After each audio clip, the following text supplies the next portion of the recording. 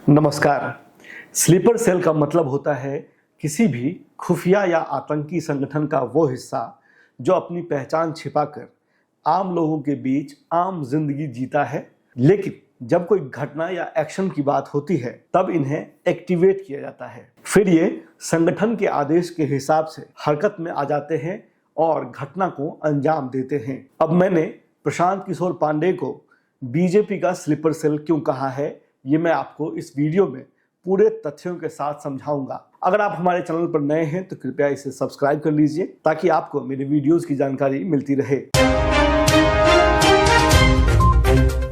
प्रशांत किशोर पांडे की पहचान एक पॉलिटिकल स्ट्रैटेजिस्ट यानी कि राजनीतिक रणनीतिकार के तौर पर होती है। 2014 के चुनाव में पीके ने मोदी के साथ मिलकर काम किया, जिसके बाद पहली बार वो राष्ट्रीय स्तर पर सुर्खियों में आए।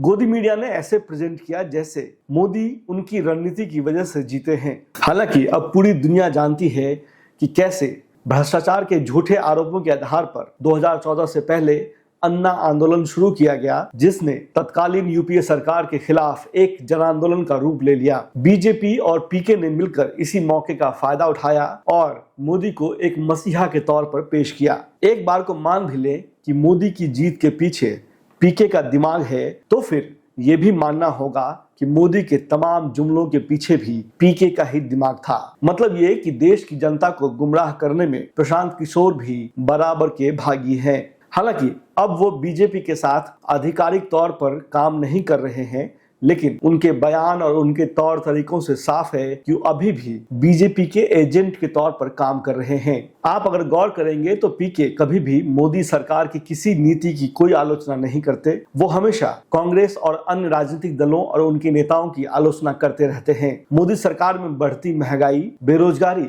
किसानों की एमएसपी, बढ़ते सांप्रदायिक तनाव, मणिपुर हिंसा, बुलेट ट्रेन, अग्निवीर योजना, भारत चीन विवाद जैसे मुद्दों पर वो कभी कुछ नहीं बोलते।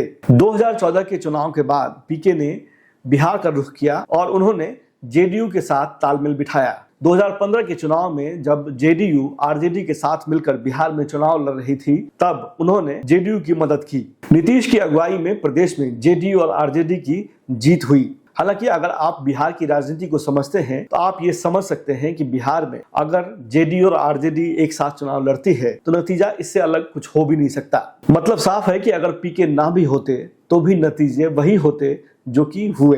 पीके ने कांग्रेस को लोकसभा चुनाव में जिताने के लिए 600 पेज का एक पीपीटी तैयार किया, लेकिन उनकी बात कांग्रेस के साथ नहीं बनी। अंदरूनी खबर के मुताबिक राहुल गांधी ने उनके नाम पर हामी नहीं भरी। इस बात से नाराज पीके ने कांग्रेस और राहुल गांधी की बुराई करनी शुरू कर दी। पीके ने भविष्यवाणी की कि कांग्रेस हिमाचल प्रदेश, तेलंगाना और कर्नाटक में बुरी तरह चुनाव हार जाएगी, लेकिन उनके दावे फेल हो गए। कांग्रेस ने इन तीनों राज्यों में सरकार बना लिया। प्रशांत किशोर पिछले 2 वर्षों से बिहार में जन स्वराज नाम से एक राजनीतिक यात्रा निकाल रहे हैं। मकसद है बिहार की जनता को राजनीतिक रूप से सजग बनाना। उनकी यात्राओं के दौरान उनके बयान देखिए। वो प्रदेश की बदहाली के लिए खुलकर आरजेडी, लालू यादव, तेजस्वी और नीतीश कुमार की आलोचना करते हैं, लेकिन वो बीजेपी के बारे में कुछ नहीं बोलते। जबकि नीतीश के 20 साल के कार्यकाल में 15-16 साल बीजेपी सत्ता में पार्टनर रही है, लेकिन बीजेपी का नाम वो बड़ी ही आसानी से गोल कर जाते हैं। जन स्वराज अभियान की तैयारी के दौरान प्रशांत किशोर अपनी पूरी टीम के साथ पटना में जमे हुए थे। उनकी टीम लोगों को फोन के जरिए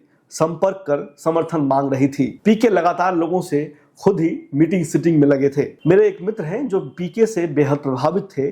उन्होंने उस आंदोलन में पीके का साथ देने का मन बनाया। उनकी जब मीटिंग फिक्स हुई तो उन्होंने मुझसे भी कहा कि आप मेरे साथ चलिए। मैंने उस मीटिंग में पीके से बस एक सवाल पूछा कि आप पहले बीजेपी के साथ काम कर चुके हैं, फिर नीतीश कुमार के साथ काम कर चुके हैं, अब आप इन दोनों के खिलाफ जनता के बीच जा रहे हैं। जनता जब आपसे पूछेगी अगर ये लोग इतने ही बुरे थे तो फिर आपने उनका साथ क्यों दिया, इसका जवाब पीके के पास नहीं था। वो बातें गोल गोल घुमाने लगे।